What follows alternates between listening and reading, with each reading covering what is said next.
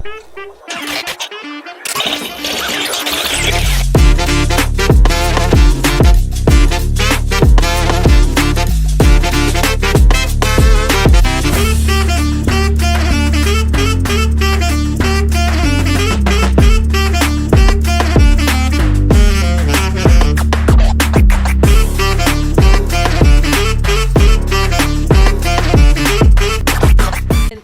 pemirsa RRI Tahuna Podcast, pembangunan ekonomi yang tepat sasaran didukung oleh data yang akurat dan juga terpercaya.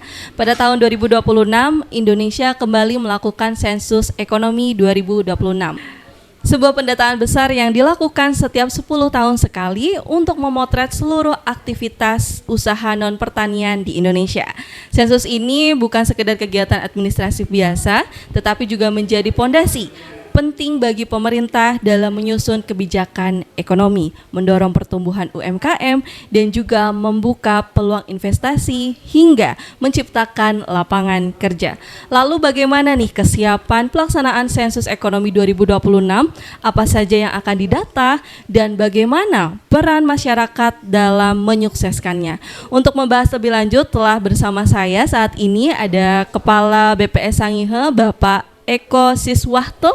Bapak, halo Kak gimana Mila? kabarnya Bapak? Alhamdulillah luar biasa. Hari ini secerah baju Bapak ya Pak? Iya, secerah dan mentereng. Betul. Ini salah warna untuk kegiatan sensus ekonomi 2026. Oh seperti itu. Jadi, apa itu Pak? Orange. Artinya apa Pak? Kenapa pilih warna karena orange?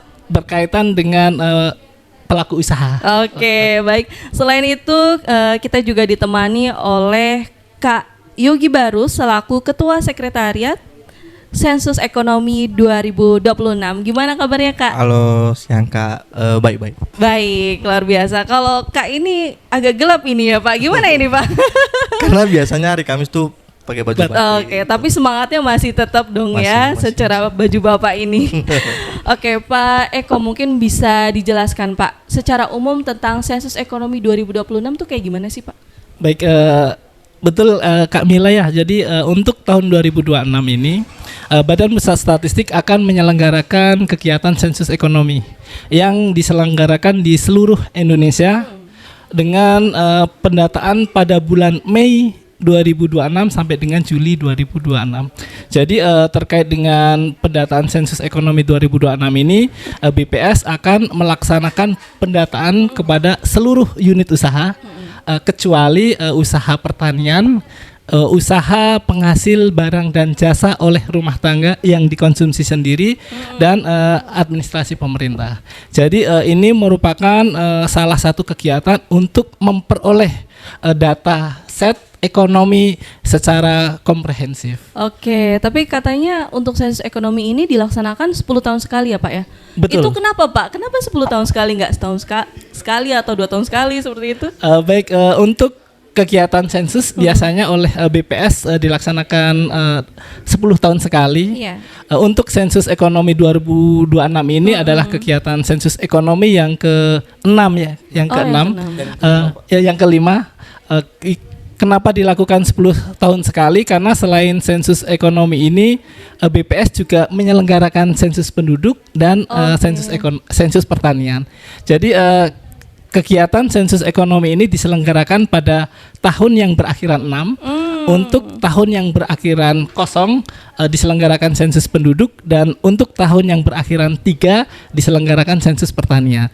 Jadi dalam kurun waktu 10 tahun BPS biasanya menyelenggarakan 3 kegiatan besar, 3 kegiatan sensus. Berarti memang udah ada pembagiannya ya Pak ya? Sensus Betul. Ekonomi, sensus pertanian, dan sensus penduduk. Sensus penduduk. Oke. Kalau tujuannya itu untuk apa Pak adanya sensus ekonomi ini? Baik, sensus ekonomi, dari kalimat sensus ekonomi mungkin sudah dapat dipahami ya Kak Mila ya, bahwa kegiatan ini untuk melakukan pendataan kepada seluruh pelaku usaha ekonomi, mulai dari pelaku usaha mikro sampai dengan pelaku usaha besar. Jadi semua pelaku usaha yang ada di Republik Indonesia akan dilakukan pendataan oleh BPS untuk mendapatkan data-data karakter ekonomi yang nanti berguna, banyak gunanya ini Kak. tidak hanya untuk pemerintah, Iya. tetapi juga berguna untuk pelaku usaha, untuk peneliti misalnya atau akademisi dan untuk masyarakat. Oke, tapi Mila penasaran nih Pak. Mungkin kita ke Kak Yogi ya. Kapan sih pelaksanaan sensus ekonomi ini Kak? Kalau untuk pelaksanaan sensus ekonomi ini dilaksanakan pada bulan Mei sampai bulan Juli. Kalau untuk pendataan usaha besar seperti perusahaan besar itu dia metode pengumpulan pendataannya berbeda dengan yang UMKM. Oh, gimana Kalau tuh? untuk perusahaan besar nanti akan dari Badan Pusat Statistik akan ngeblasting email ke email perusahaan-perusahaan tersebut. Jadi nanti perusahaan tersebut akan mengisi sendiri kondisi atau data-data usaha perusahaan tersebut. Oh, berarti mandiri gitu Mandiri. ya? Cuman kalau misalnya nanti perusahaan tersebut mungkin kesulitan Ya. untuk mengartikan kuesioner nanti mungkin bisa dibantu oleh pegawai. Oh, Gitu. oke. Kalau untuk usaha yang lain? UMKM itu didata dari tanggal 16 Mei sampai 31 Juli Oleh petugas sensus. oleh petugas sensus Oke. pastinya. Berarti menggunakan aplikasi digital ini hanya melalui email atau ada aplikasi khusus gitu Kak? Dari BPS itu nanti menggunakan aplikasi khusus gitu. Aplikasi Jadi nanti apa tuh? Fasi dari BPS sendiri gitu. Oh, untuk BPS-nya untuk internal bukan untuk pelaku usaha Bukan. dan itu ya. Oke. Kak, Mila tuh dulu mau cerita aja ya Pak ya. Dulu tuh waktu sebelum wisuda itu kan ada waktu kosong gitu. Sempat ada lowongan kerja nih dari BPS untuk ikut jadi tim sensus kalau tidak salah ya. Dan udah sampai tahap email Pak untuk wawancara gitu, tapi nggak Mila lanjutkan. Kalau sekarang nih buat sensus ekonomi, ada nggak sih untuk lowongan kerja atau sistem perekrutan seperti itu? Tentunya ada ya, karena kalau misalnya dari data mitra yang kami punya mungkin belum cukup ya, karena kan cakupan untuk sensus ekonomi kan untuk seluruh untuk Kabupaten Kepulauan Sangihe nanti seluruh. Jadi nanti mungkin di bulan Maret sampai April akan ada perekrutan mitra. Gitu. Oke. Perekrutan mitra untuk petugas sensus ekonomi 2026. Ini benar-benar hot banget ya, maksudnya untuk teman-teman nih yang mungkin yang lagi nonton, yang punya waktu luang ataupun masih cari-cari kerjaan, ini oke banget nih ya Pak ya, untuk menambah pengalaman juga, menambah isi-isi CV gitu juga bisa. Tapi boleh di-spill nggak sih kalau untuk salary-nya gitu Kak? Kalau untuk gaji ya, kalau gaji mungkin pasti dong. Dia bayarannya itu biasanya per bulan ya, per bulan. Jadi nanti mungkin kayaknya itu di atas UMR atau UMP. Oh ya? Gitu. Iya, Di atas memang standar honor di BPS untuk mitra itu pasti di atas UMR atau UMPK. Oke, itu sama rata ya Pak? Atau sama rata sama untuk rata, tipe kegiatan yang sama. Jadi ya. di tahap dari struktur petugasnya ada beberapa struktur. Yang pertama petugas pendata, kemudian yang kedua ada petugas pemeriksa, yang ketiga ada koordinator wilayah. Jadi untuk petugas pendata semuanya sama honornya. Untuk petugas pemeriksa biasanya honornya di atas petugas pendata. Oke, karena harus lebih detail Iya, tentunya karena harus ya. banyak yang dikerjakan. Iya benar. Kemudian butuh ketelitian untuk melakukan pemeriksaan. Tapi kalau syarat-syarat perekrutannya atau yang dibutuhkan misalkan pendidikan, usia itu kayak gimana Pak? Kalau syarat umum mungkin untuk rekrutmen mitra ini tidak akan terlalu sulit ya, seperti yang rame di media sosial yang katanya harus berpenampilan menarik, tinggi badan minimal 170 cm. Gosip yang beredar tuh kayak gitu. Banyak Sekarang isu-isu. dijelaskan sama Bapak Kemudian nih. dia harus katakanlah berumur maksimal 25 tahun. Bukan. Nah, kalau di mitra statistik biasanya syarat umumnya yang pertama dia minimal lulusan SMA. Oke. Kemudian tentu ada berkas-berkas yang harus dikumpulkan, kemudian mengikuti tahapan seleksi. Dan kami biasanya nanti akan ada open recruitment Kak. Jadi kami akan merekrut petugas kurang lebih 130 petugas mitra. Oh banyak ya Pak banyak, ya? Kak. Kemudian dari berbagai elemen Kak, termasuk dengan mahasiswa. Jadi teman-teman mahasiswa yang katakanlah masih menunggu pembelajaran baru, Iya, ingin menambah sama kayak saya nih. CV, nanti tunggu saja info untuk rekrutmen mitra. Infonya bisa didapat di mana itu Pak? Infonya bisa diperoleh di kantor Badan Pusat Statistik. Kemudian kalau sudah resmi pembukaan rekrutmen mitra, kami akan share di media sosial BPS. Oke, berarti harus selalu pantengin ya. Ya, jangan lupa, Jangan lupa follow, kemudian Biar subscribe, gak ketinggalan informasi. biar tidak ketinggalan informasi. Tadi Karena di website itu banyak informasi Kak. Selain rekrutmen petugas, kemudian ada rilis data-data terbaru BPS. Itu biasanya kami merilis di media sosial BPS. Oke, tadi sempat Bapak katakan ada tahapan untuk rekrutmennya. Tahapannya apa aja Pak? Biasanya yang pertama tahap pengumpulan administrasi Kak ya. Mungkin teman-teman semua sudah terbiasa lah untuk pengumpulan administrasi. Kemudian akan ada pemeriksaan dari tim internal BPS, dan tahap akhir itu biasanya wawancara Kak. Wawancara. Jadi ada tahapan tes tertulis, tetapi itu untuk pengetahuan umum Kak. Jadi tidak perlu harus belajar yang seperti mau ujian begitu. Tapi biasanya itu hanya mengetes terkait dengan pengetahuan umum dan terakhir wawancara. Pengetahuan umumnya tuh kayak gimana sih Pak? Spill dikit Pak, biar Mungkin yang nonton nggak terkait takut-takut dengan nih. data-data BPS, kemudian terkait dengan manfaat kegiatan sensus ekonomi. Oke, baik. Kan tadi Bapak sempat mengatakan manfaat untuk kegiatan sensus ekonomi. Biar pemirsa yang lagi nonton juga tahu nih Pak, untuk sensus ekonomi ini apakah memang mendukung dalam kebijakan pemerintah daerah atau seperti apa Pak? Tentu saja Kak Mila ya, karena kita biasanya dalam mengambil kebijakan harus berbasis data. Benar. Jadi ada istilah policy by data. Itu salah satu upaya kami. BPS ini adalah instansi yang diamanahkan undang-undang untuk menyediakan data, termasuk khususnya melalui sensus ekonomi 2026 ini data terkait dengan ekonomi. Jadi selain bermanfaat bagi pemerintah untuk data pendukung kebijakan, sensus ekonomi 2026 ini juga bermanfaat untuk pelaku usaha. Karena melalui data-data yang dihasilkan dari sensus ekonomi 2026 ini akan menggambarkan struktur usaha, sehingga akan ada peluang-peluang investasi, kemudian akan ada peluang-peluang perluasan usaha dan sebagainya. Selain itu untuk akademisi dan peneliti, data-data sensus ekonomi ini juga akan berguna terkait dengan penelitian di sektor-sektor ekonomi. Oke, baik. Kalau untuk perbedaannya Pak, kan ini sensus ekonomi 2026. Bedanya dengan sensus ekonomi tahun-tahun sebelumnya itu kayak gimana Pak? Ini menarik ini, karena untuk 2026 ini kita menggunakan aplikasi digitalisasi. Digitalisasi. Jadi kalau sebelumnya pendataan kita menggunakan kuesioner kertas, sekarang kita menggunakan aplikasi.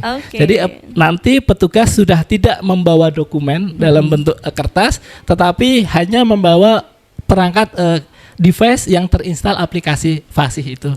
Kemudian yang kedua, sensus ekonomi 2026 ini direncanakan akan terintegrasi dengan pemutakhiran data tunggal sosial ekonomi nasional. Jadi melalui kegiatan sensus ekonomi 2026 ini, petugas nanti juga akan melakukan pemutakhiran variabel-variabel yang ada di DTSen. Oke, tapi gimana sih Pak caranya kita sebagai masyarakat ya, tentunya kan harus aware ya, harus waspada nih, memastikan bahwa yang datang ini beneran petugas sensus resmi gitu, bukan yang petugas sensus abal-abal nanti ada minta ini dan itu. Gimana Pak cara memastikannya? Baik, ini mungkin untuk masyarakat nanti agar mawas diri terkait dengan petugas sensus ekonomi 2026 yang akan datang. Karena kegiatan sensus ekonomi 2026 ini Kak akan dilaksanakan di seluruh rumah tangga. Jadi nanti petugas akan melakukan pendataan door to door dari pintu ke pintu untuk seluruh rumah tangga yang ada di Indonesia, termasuk di Kabupaten Kepulauan Sangihe. Untuk menunjukkan bahwa yang datang itu adalah petugas sensus ekonomi dari BPS, biasanya nanti yang paling jelas itu ada identitas ID card, Kak, tanda pengenal. Kemudian yang kedua akan ada set atau seperangkat pakaian yang menunjukkan bahwa dia adalah petugas sensus resmi. Betul, iya. Biasanya ada rompi nanti, Kak. Ada rompi yang disediakan oleh BPS untuk petugas. Kemudian yang pasti dia melakukan pendataan menggunakan aplikasi. Karena itu yang tidak bisa diakses oleh sembarang orang, Kak. Karena hanya petugas yang dapat melakukan pendataan melalui aplikasi ini. Oke, berarti harus masyarakat. Dan satu lagi, Kak. Apa itu, Pak? Tidak memungut biaya apapun. Nah, benar. Ini yang paling penting ya, Pak. Jangan sampai ada yang datang ke rumah ngaku-ngaku petugas sensus malah minta uang. Seluruh petugas gitu. sensus ekonomi 2026 dari BPS tidak memungut biaya sepeser pun. Betul, gitu. Harus diingat seperti itu ya, Pak ya. Untuk Kak Yogi, biasanya apa sih, Kak, tantangannya kalau misalkan lagi melakukan sensus gitu? Mungkin menyiapkan petugas-petugas sensus pastinya agar bisa bukan cuman mengerti apa yang akan ditanyakan, tapi mengenai tujuan mengapa sensus itu dilakukan. Agar rumah tangga yang menolak nanti bisa mengerti sensus ekonomi itu tujuannya apa, manfaatnya apa ke masyarakat itu sendiri, mungkin itu. Nah gitu, kalau misalkan ada kasus gitu, misalkan datang ke rumah saya menolak, nggak mau, ada apaan sih nih gitu. Biasanya strateginya sih, gimana itu? Yang pertama meminta dukungan dari ketua SLS ya, namanya di sini ketua SLS, mengenai BPS itu sedang melakukan sensus ke ketua SLS. Nanti ke ketua SLS akan memberi sosialisasi juga ya ke rumah-rumah tangga di SLS tersebut. Jadi nanti rumah tangga bisa bersiap untuk menyambut petugas-petugas. Tapi kalau saya masih kekep menolak nih Kak, saya menolak, itu ada sanksi nggak sih, Kak? Nanti mungkin sebelum itu ya, nanti dari BPS itu pasti akan mengusahakan untuk untuk mengunjungi ulang. Jadi bukan cuma petugas, nanti dari petugas pegawai dari BPS juga akan ikut turun kayak gitu. Terus kalaupun nanti memang misal Kak Mila menolak, dan nanti Kak Mila mungkin kami dari BPS izin meminta tanda tangan ya, Pak, mengenai surat non respon gitu. Jadi sedikit menambahkan, kayak ini adalah kegiatan dengan lingkup nasional dan untuk program kepentingan kebijakan nasional. Tahap awal yang dilakukan oleh BPS adalah meminta dukungan dari seluruh pihak yang terkait, Kak. Jadi nanti akan ada dukungan dari pemerintah Kabupaten Kepulauan Sangihe, dalam hal ini oleh Bupati Kepulauan Sangihe. Kemudian kami juga akan berkolaborasi dengan berkoordinasi dengan pihak kepolisian, kemudian dengan pihak-pihak yang terkait, tokoh agama dan sebagainya. Jadi harapannya kepada masyarakat tidak perlu khawatir, Kak, terkait dengan data ini, karena data ini kerahasiaannya dijamin oleh undang-undang. Jadi harapannya tidak ada masyarakat yang menolak untuk memberikan data. Kenapa? Karena data ini sangat penting. Data, walaupun satu individu atau satu rumah tangga itu akan terakumulasi menjadi data agregat kabupaten kota. Khawatirnya dengan adanya rumah tangga yang menolak itu akan mempengaruhi kebijakan pada level pemerintah daerah maupun pemerintah nasional.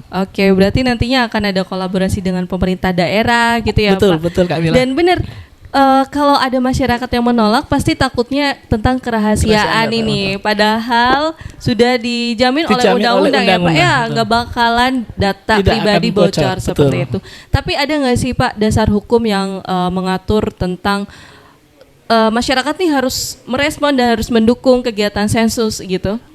Ada terkait dengan dasar hukum. Kami BPS dalam melaksanakan proses bisnisnya berdasar pada Undang-Undang Nomor 16 tahun 1997, Kak. Di sana termasuk dengan kegiatan statistik dasar ini, kegiatan sensus ini bagian dari kegiatan statistik dasar, dan di sana mengatur terkait dengan responden, Kak. Jadi sebenarnya masyarakat memiliki tanggung jawab yang sama dengan kami BPS dalam hal memastikan bahwa kegiatan BPS ini berjalan dengan lancar dan baik. Iya, benar. Kalau terkait dengan urusan atau masalah hukum, sebenarnya kami menghindari itu Kak ya, karena bagaimanapun kita akan mencari pendekatan yang kalau bisa tidak melalui jalur hukum. Sebenarnya ada dasar hukumnya Kak terkait dengan masyarakat atau pelaku usaha yang tidak mau memberikan data itu ada dasar hukum agar kami bisa istilahnya ada dasar undang-undangnya atau peraturannya agar masyarakat itu wajib untuk memberikan datanya. Iya. Tapi biasanya kami lebih memilih jalan persuasif begitu Kak. Oke, benar, karena sensus ini sangat penting ya Pak ya untuk menentukan Betul, kebijakan ke depannya tentunya ya. Kalau Kak Yogi biasanya kalau sensus kayak gini tuh berapa lama sih Berapa lamanya? durasinya untuk melakukan sensus ekonomi ini? Biasanya kalau untuk sensus ini untuk yang sensus pertanian kemarin ada 2 bulan ya Pola. Oh, sensus Jadi- pertanian 2 bulan. Itu sudah dilaksanakan kemarin? Sudah tahun 2023 Kak. Oke. Kalau untuk yang sensus ekonomi ini 3 bulan berarti apa? 2 bulan setengah Kak. 2 Jadi bulan setengah. akan Kalau dimulai tanggal 16 Mei 2026 16 sampai Mei. dengan tanggal 31 Juli 31 Juli. 2026. Kenapa lebih lama 2 minggu nih Pak? Daripada karena- sensus pertanian. Karena mungkin kegiatan cakupan usahanya lebih luas ya. Benar. Kalau untuk sensus pertanian kan hanya pertanian, kayak pertanian, perikanan dan lain-lainnya gitu. Kalau untuk yang sensus ekonomi ini dari pertambangan, industri, terus pengadaan listrik, pengadaan gas dan sebagainya mungkin. Oh. Sebagai gambaran Kak ya, di sensus pertanian kemarin kita ada 21.000 usaha pertanian. Oh, Untuk di Sangihe ini. di Pak? Sangihe Kak. Banyak Untuk juga ya, Pak, banyak ya? sekali Kak. Untuk sensus ekonomi Iya. target kami adalah 25.000 usaha Wow. sektor usaha Sektor yang usaha. menjadi target pendataan sensus ekonomi ini Kak. Jadi ada sekitar perbedaan 4.000 usaha 4.000. pelaku usaha. Luar biasa, datanya sangat Banyak banyak banget ya. sekali. Saya kira nggak sebanyak itu, tapi ternyata wow sebanyak Banyak itu. sekali. Jadi gambarannya Kak, rumah tangga itu yang dimaksud dengan pelaku usaha tidak harus yang ada bangunan toko begitu. Iya, mungkin UMKM-nya di rumah, UMKM-nya itu di rumah bisa betul. ya Pak ya. Kemudian yang biasa menjual ikan begitu Kak, itu Oh, masuk juga di oke. perdagangan. Ya. Biasanya Kak Mila kalau jalan-jalan sore atau jogging di sekitaran Boulevard itu banyak yang menjual ikan. Iya, di depan rumah, Di depan pinggir rumah jalan itu juga masuk cakupan dari sensus ekonomi. Gitu. Kalau misalkan saya ini Pak, saya jualan kue-kue kecil gitu. Misalkan cookies-cookies gitu saya juga termasuk. Betul, cakupan di sensus ekonomi Berarti walaupun kecil 2026. saya juga dianggap gitu Pak. Dianggap Pak. Kami tidak melihat besar dan kecilnya, kami melihat kontribusinya Kak. Biasa nggak dianggap soalnya Pak. Tapi Kak Yogi, kan terakhir kan katanya pendataan 31 Juli ya, 31 Juli. Apakah langsung dipublish atau diolah dulu gitu datanya? Berapa lama biasanya biar masyarakat bisa mengakses itu kapan nih gitu? Jadi selesai pendataan 31 Juli Kak, Juli. untuk memastikan bahwa data yang dihasilkan oleh BPS itu berkualitas, bermanfaat dan berdampak, kami akan melakukan pengecekan data lagi Pak. Jadi data yang dikumpulkan oleh petugas yang telah diperiksa oleh petugas tidak serta-merta kami terima. Kami akan melakukan pemeriksaan secara komprehensif, Iya. secara menyeluruh dengan berbagai variabelnya Iya. untuk memastikan output ini memang betul-betul berkualitas. Oke. Untuk rilisnya sendiri dijadwalkan publish data sensus ekonomi 2026 akan dirilis sekitar bulan Oktober November kan. Oktober November. Dari berpuluh-puluh ribu data dalam waktu singkat, Singkat, udah Kak, bisa betul. langsung diakses. Kalau masyarakat kayak aku manusia biasa bisa mengakses Pak. Oh bisa Kak. Lewat mana itu Pak? Lewat website kami di website official dari BPS Kabupaten Kepulauan Sangihe. Kami selain ada website, kami juga ada Facebook, kemudian ada Instagram. Itu media yang kami gunakan untuk merilis data-data BPS. Kami juga ada MOU dengan RRI Kak. Aduh, MOU apa itu Pak? Perjodohan MOU kan? Jadi kami juga nanti akan minta tolong melalui RRI Betul. sebagai media untuk mempublish data hasil Ya. SE 2026 ini. Oke, berarti nanti Mila juga bakalan info nih ke teman-teman yang lagi nonton ya Pak. Akses dong gitu. Kalau misalkan nggak tahu bacanya gimana Pak? Mungkin terkait bisa berkonsultasi ke BPS Oh, langsung. berarti kantor Mengenai BPS juga terbuka lebar Terbuka ya lebar untuk masyarakat, untuk masyarakat. yang mau mendapat pendampingan mungkin ya seperti itu. Oke. Bapak, mungkin terakhir ya Pak ya. Apa pesan BPS kepada masyarakat tentunya dan pelaku usaha menjelang pelaksanaan sensus ini, Pak? Baik, terima kasih Kak. Tadi sudah disampaikan bahwa tahun ini BPS akan melaksanakan sensus ekonomi kelima pada tahun 2026 terkait dengan pendataan pelaku usaha. Jadi harapannya pendataan ini akan dilaksanakan kepada seluruh unit usaha, baik itu usaha besar maupun usaha rumah tangga. Harapannya masyarakat, baik itu rumah tangga maupun usaha besar, dapat menerima dengan baik petugas kami terkait dengan pendataan SE 2026. Tidak perlu khawatir Kak terkait dengan kerahasiaan data, karena kami jamin bahwa data yang kami kumpulkan itu sangat rahasia, karena ada undang-undang di sana yang menjadi amanah buat kami untuk menjaga kerahasiaannya itu.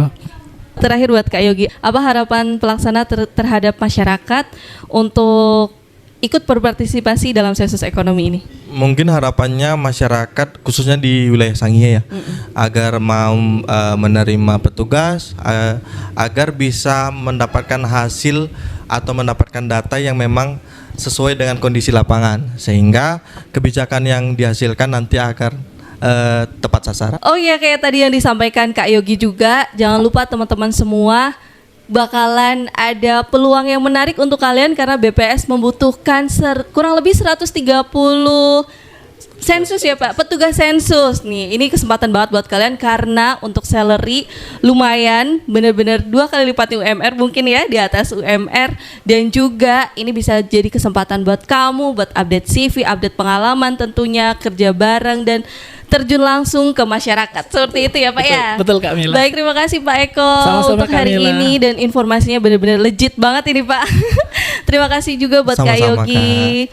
Pemirsa RRI Tahuna Podcast, dari perbincangan ini kita dapat pahami bahwa sensus ekonomi 2026 bukan sekedar kegiatan pendataan biasa, tetapi langkah strategis untuk menghadirkan kebijakan ekonomi yang lebih tepat sasaran, adil, dan juga berkelanjutan. Mari kita dukung bersama pelaksanaan sensus ekonomi 2026 dengan menerima petugas resmi BPS dan memberikan data yang jujur. Karena dari data yang akurat lahir kebijakan yang tepat. Saya Melania Dava Ramadhani, sampai jumpa.